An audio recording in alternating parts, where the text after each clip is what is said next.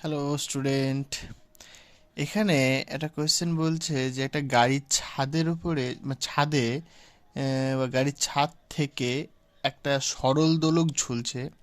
যে গাড়িটি সমদ্রুতিতে একটি বৃত্তাকার পথে চলতে শুরু করলে দোলকের দোলনকাল কত হবে। মানে এরকম একটা বৃত্তাকার পথ রয়েছে। সাপোজ এইখানে একটা গাড়ি রয়েছে। ওকে, এই গাড়িটাকে বৃত্তাকার পথে ঘুরছে।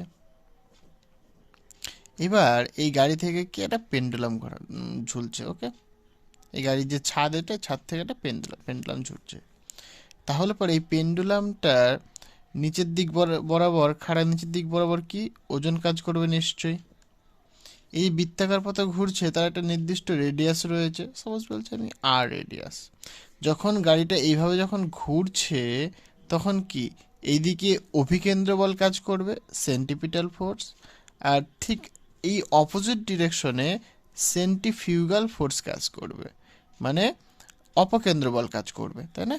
তাহলে এই দিক বরাবর মানে এই অনুভূমিক বরাবর একটা কি অপকেন্দ্র বল কাজ করছে। সে অপকেন্দ্র বলটা কত?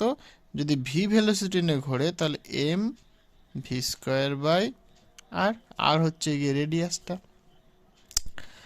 আচ্ছা, তাহলে পরে এই পেন্ডুলামটার উপরে নেট কি ফোর্স কাজ করবে?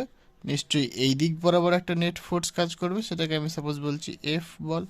তাহলে এই যে রেজাল্ট্যান্ট যে ফোর্সটা সেটা কত হবে?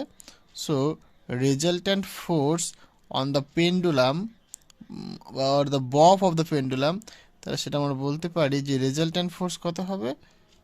Resultant force is F equal to, এদের মধ্যবর্তী অ্যাঙ্গেল কত? 90 ডিগ্রি। তাহলে আমি সিম্পল লিখতে পারি আন্ডার রুট এম জি তার whole square plus m v square by r তার হোল স্কোয়ার। আচ্ছা, এম হচ্ছে গিয়ে এই যে ববটা রয়েছে সেই ববটার মাস। ওকে, আর এখানে জি হচ্ছে কি অ্যাক্সেলারেশন ডিউ টু গ্র্যাভিটি।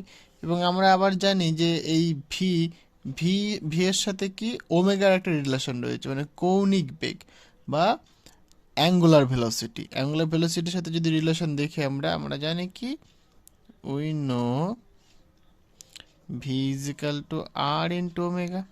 তাহলে আমরা এখানে ভি এর জায়গায় আর ওমেগাও লিখতে পারি, কোনো অসুবিধা নেই। যদি লিখি তাহলে কেমন হবে দেখতে?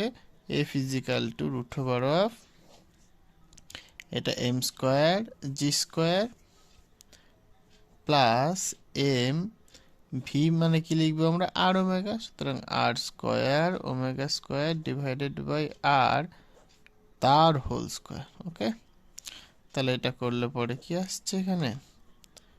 M square g square plus এখানে থাকছে এম স্কোয়ার, একটা কেটে যাচ্ছে, তাহলে উপরে একটা আর থাকছে আবার হোল স্কোয়ার।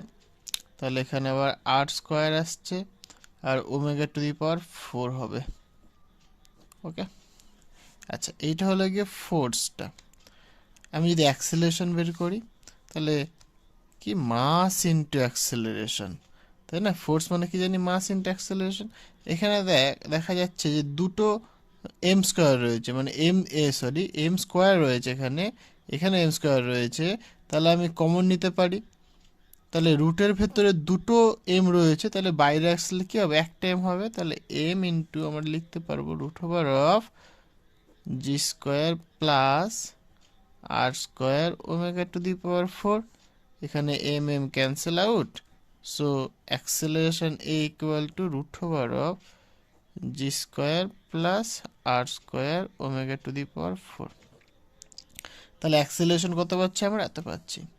তাহলে পরে এখান থেকে আমরা সিম্পল এই যে পেন্ডুলামটা রয়েছে তার টাইম পিরিয়ড বের করতে পারবো। সো সো টাইম পিরিয়ড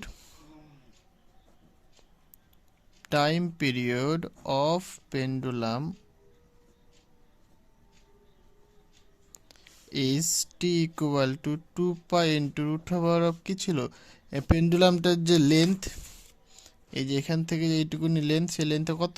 এল লেন্থ, ঠিক আছে, ডিভাইডেড বাই জি ছিল। কিন্তু এখানে কি ত্বরণটা কিন্তু চেঞ্জ হয়ে গেছে।